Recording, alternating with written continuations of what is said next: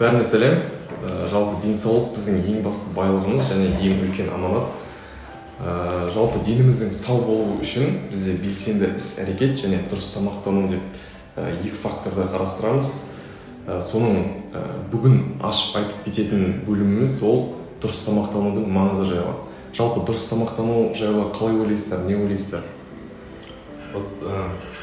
Атам қазақ айтып кеткен ғой, ас адамның арқауы деп. Әрине, тамақ тіршілік көзі, біз өмір сүру үшін тамақтанамыз деген сияқты. Бірақ тағы да айтып кеткен ғой, ауру астан, тау қарындастан. Яғни біздің қалай тамақтанғанымыз, не жегеніміз бәрі біздің денсаулығымызға әсер етеді.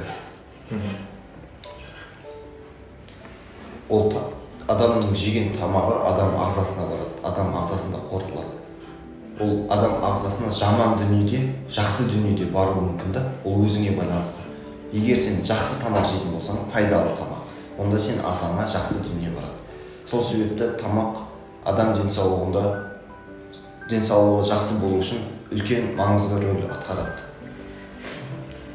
Егер де адамның біз биоробот ретінде қарастыратын болсақ, онда кез келген роботқа мысалы энергия, қуат көзі керек. Робот үшін ол жанармай, мұнай, көмір, газ, бензин. Ал адам үшін ол біздің күнделікті қабылдап жүрген тамағымыз. Ол тамақ пайдалы, зиянды болуы мүмкін. Яғни кез келген жағдайда адамның қабылданған тамағы оған энергия ретінде барады. Сол себепті пайдалы тамақ көздерін пайдалану дұрыс деп ойлаймын. Келесі мынандай сұрақ. Біз жалпы күніне таңғы ас ішеміз, түскі ас, кешкі ас ішеміз ғой. Сол әрбір жалпы күніне қаншалықты жиілікте тамақ ішу керек және әрбір астың құрамы қандай болу керек? Уақыты бойынша мен басыма өткен оқиғаны айтып берейін. Мен бір рет оқу-жаттығу жиынына бардым. Яғни біз сол жақта болып, сол жақта тұрып, сол жақта жаттығу жасап, сол жақта тамақ ішеміз. Ол жерде бізде 3-ақ мезгіл тамақ береді, болды. Адам ағзасы соған үйрене бастайды.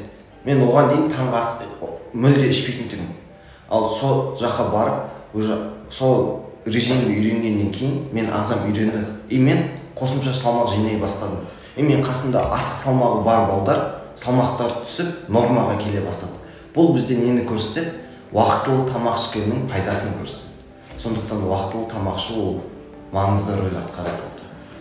Жалпы ғалымдарымыздың зерттеуі бойынша адам күніне 5 мезгіл тамақ ішу керек екен, бірақ аз мөлшерде ішу керек екен.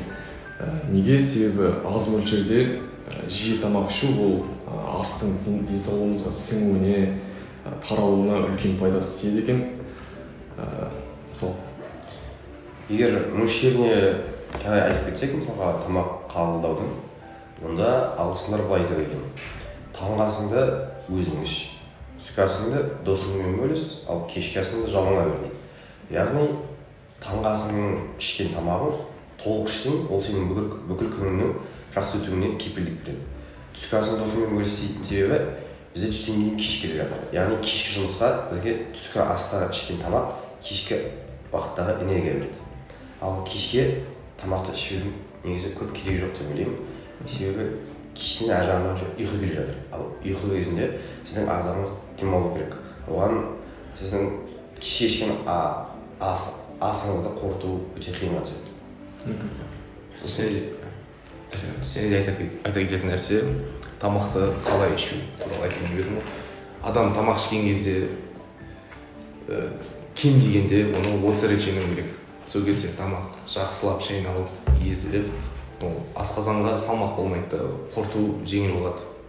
Ал егер де адам тамақты деген 1-2 шайнап кесек-кесек етіп жұтып, және оны сумен әрі қарай ішіп той болса, ол қанша уақытта қорытылып болады. Асқазанға ол өте ауыр болады.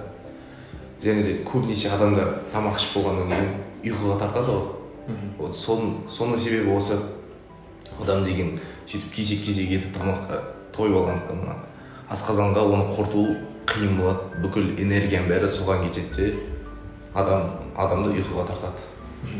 Осы жылы кемел адамда да рас кеткен. Жалпы суды тамақ ішпес бұрын 1 сағат бұрын немесе ішіп болғаннан кейін 1 сағат кейін ішу керек екен да. Оның себептерін Парасат айтып кетті деп ойлаймын. Жалпы қазіргі таңда көптеген адамдар жеңіл оңай тамаққа құмартып келеді. Мысалы фастфуд дейміз, жаңағыдай көшедегі әртүрлі тағамдарға сұраныс өте көп. Және осы фастфудпен тамақтанудың зияны қандай жайлы, сол жайлы айта кетсеңіздер. Жалпы фастфуд өнімдері бұл біздің қоғамымызға жаңашылдық нәрсе ғой. Яғни әр жаңаның өз бір плюсы, яғни жақсы жақтары и жаман жақтары бар. Жақсы жақтары ол әрине тез, дәмді, уақыт көп болмайды. Ал жаман жақтары ол әрине семіздік, және адамдардың потеря вкуса, яғни дәмдерді сезбей қалу деп айтып кетсем. Енді біз айтып жаттық қой алдында, уақытылы тамақ ішу керек, 3 мезгіл, 5 мезгіл деп айтып жатсыздар. Мейлі сіз 5 мезгіл, 3 мезгіл тамақ іше беріңіз, бірақ сіз қандай фастфудпен тамақ ішетін болсаңыз, онда оның сізге ешқандай да пайдасы тимейді. Өйткені фастфудтың құрамында адам ағзасына зиянды заттар өте көп. Оның құрамында адамға пайдалы дүниелер бар деп айтпасақ та қателеспейміз деп ойлаймын. Сондықтан біз фастфудқа қарсымыз, фастфуд жемеуге кеңес беремін мен өз басым. Негізі мен келіспеймін.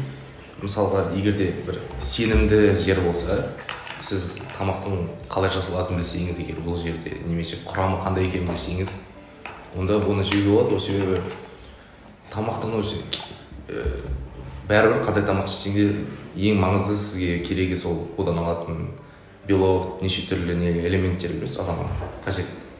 Сондықтан да әрине андай белгісіз бір құрамы белгісіз жерлерден жемеген дұрыс.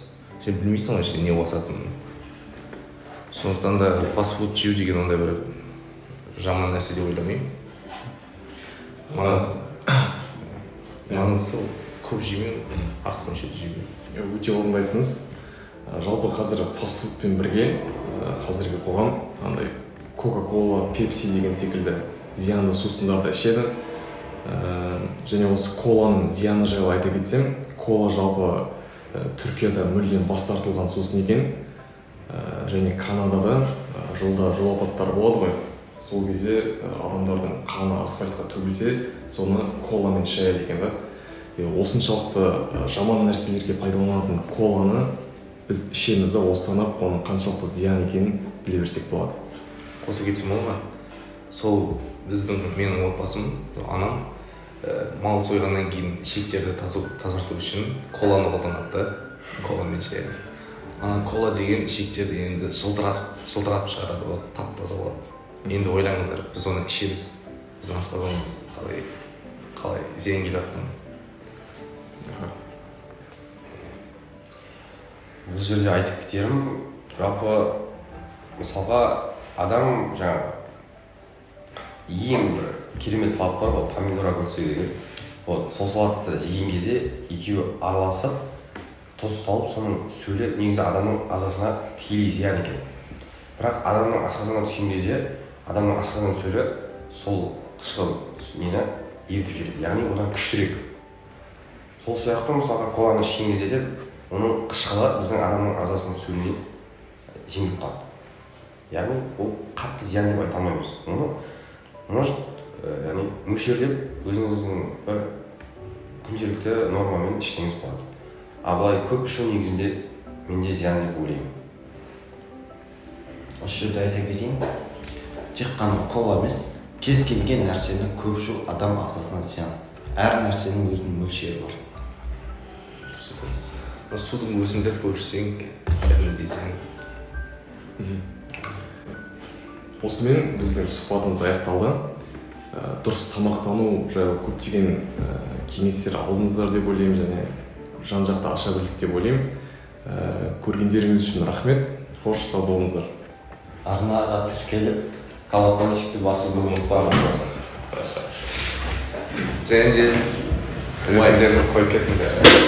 коммент жазып лайктер міндетті түрде деші. Мен